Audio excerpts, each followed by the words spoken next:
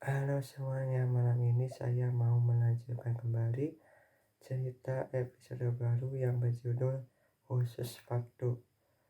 Langsung saja ke ceritanya. Tidak terasa sebentar lagi mendapatkan kabar baik membuat aku semakin bahagia. Walau sesaat, tapi aku harus bersyukur. Semua ini adalah nikmat yang Allah berikan kepadaku. Jangan sampai terulang kembali gara-gara nggak bersyukur.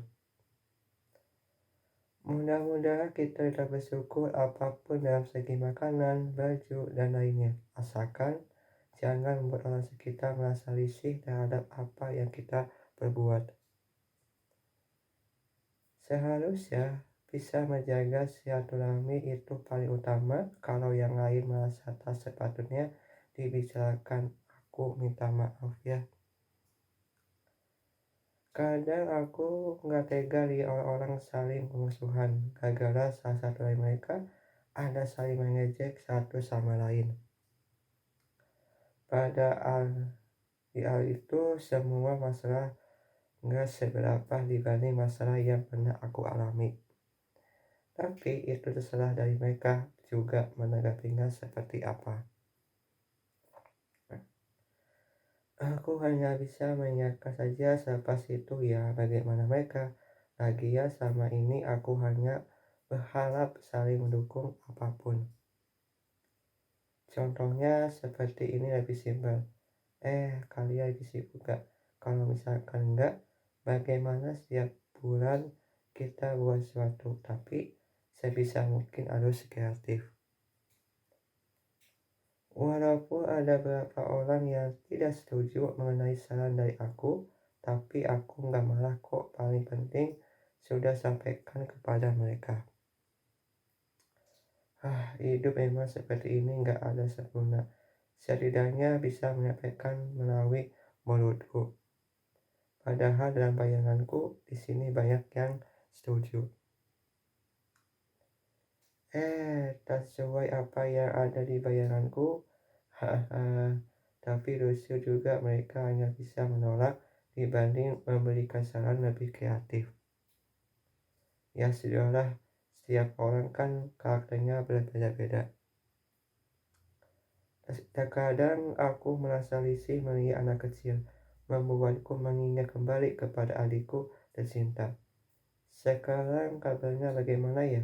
Ingin deh sekali mengunjungi ke rumah nenek di Tasikmalaya. Gara-gara nggak bisa cuti pada ingin mengajak dia ke Jakarta untuk tinggal bersamaku. Kalau misalkan nggak setuju bagaimana? Masih bimbang memutuskan sesuatu. Aku akan berpikiran realistis saja deh, tapi tetap berpikiran positive thinking sama mereka karena sejak kecil sudah melawatnya. Aku nggak mau masalah ini tetap lanjut sampai pernikahan. Kadang mereka juga membuat aku kesal selalu mengukir masa lalu, padahal seingat aku, mereka juga punya masalah. Hanya saja aibnya masih ditutup sama Allah. Seharusnya tetap bersyukur aib mereka tidak terbongkar. Pasti suatu saat kalau misalkan waktunya sudah tepat dan akurat, insya Allah mereka juga akan menyadari apa yang aku rasakan sebelumnya seperti apa. Namun bukan apa-apa ya, aku ingin hubunganku sama keluarga besar tetap baik-baik saja. Meski berjauhan, aku di Jakarta sedangkan mereka di Tasikmalaya. Berharap sih orang tuaku masih ada pasti bakal dibela, walaupun ada adikku paling bungsu hadir. Tak masalah mengenai itu, paling penting adalah kasih sayang orang tua jangan terbagi dua. Yang ada malah salah satu dari kita bakal ada rasa iri. Ingin deh seperti mereka, orang tuanya selalu hadir dalam kehidupanku. Sayangnya itu semua sudah sirna selepas kehadiran sosok anak kecil yaitu adikku sendiri. Tak tahu lagi menanggapi mengenai masa laluku seperti apa, tapi masih ada orang percaya bahwa diriku pernah melakukan kejahatan bersama partner. Padahal enggak loh, aku sudah berubah semenjak keluar dari penjara. Jika nanti kalian masih berharap berkecimpung di dunia kegelapan, maaf sekali, aku sama sekali enggak menyarankan seperti itu.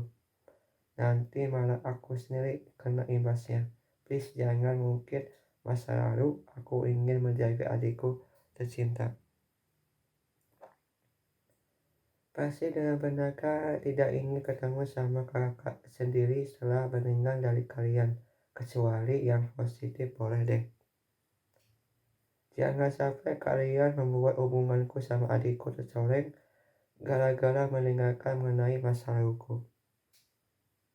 Berkaitan hal tersebut berharap kalian tunggu kabar dari aku supaya kondisi pada saat menceritakan yang sebenarnya enggak terjadi keributan antara aku sama adikku. Maaf, aku belum bisa kasih tahu mengenai nama adikku. Karena semenjak dia sudah lahir di bumi, aku nggak ada di rumah sakit. Termasuk almarhum orang tuaku nggak kasih tahu namanya. Randy sekarang sudah punya adik ya. Mohon dijaga kalau ibu maupun ayah sudah tidak ada di sini. Nah, selepas bisa seperti itu, aku nggak sadar ternyata ucapan adalah doa. Sekarang benar harus jaga adikku tercinta ini. Mudah-mudahan setelah bertemu denganku, ia masih ingat pernah menggendong pada saat dia masih bayi. Walaupun dalam bayanganku masih ada keributan antara aku dengannya. Kakak, kenapa nggak ada di sini semenjak aku dari kecil? Kakak dari mana saja? Pada ingin dibimbing sampai aku kuliah nanti. Pada itu baru bayanganku saja. Bagaimana kalau jadi kenyataan? Wah, makin gawat itu mah. Dibanding aku bisa payah mendapatkan sosok seorang perempuan yang sama ini aku suka. Namun, aku harap kalian bisa menjaga sebaik mungkin. Insya Allah, kalau punya uang bakal dikasih ke kalian. Asalkan kalian berkata dengan jujur, kalau misalkan ketahuan nih, kasih-kasihkan bakal nggak jadi kasih uangnya. Kalian mau pilih dikasih uang atau tidak usah sama sekali. Harus bisa milih salah satu yang sudah aku sebutkan. Aku akan tunggu sampai pukul 7 malam. Kalau sudah melewati batas waktu, ya sudah berarti nggak jadi. Masalah seperti ini jangan sepelekan karena bakal terjadi lagi kalau kalian masih berharap merusak hubunganku sama adikku tercinta. Pasti dari kalian pernah mengalami hal yang sama sepertiku. Hanya saja kalian tuh masih punya orang tua, sedangkan aku sudah tidak ada di bumi ini. Seharusnya mengertilah perasaan orang yang berada di hadapanku.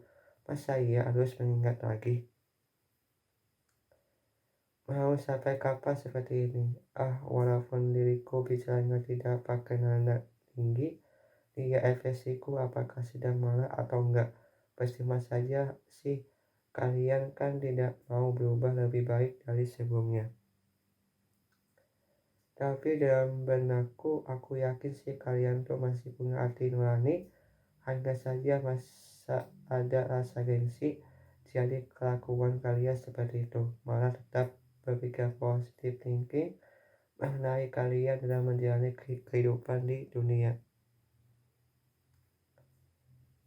Jika nanti kalian berpikiran mengenai hal ini, mengharapkan datang kepadaku di Basecamp komunitas kami di Jakarta. Sekali lagi aku berharap kalian jangan marah, setidaknya mengertilah apa yang aku maksud bicarakan sama ini. Tidak selamanya nggak akan seperti ini, kita akan merasakan apa yang di masalah setelah bertubi-tubi. asalkan jangan mudah emosi tapi cukup sabar menghadapi suatu masalah. Kita hanya bisa mengharapkan suatu permasalahan untuk segera selesai.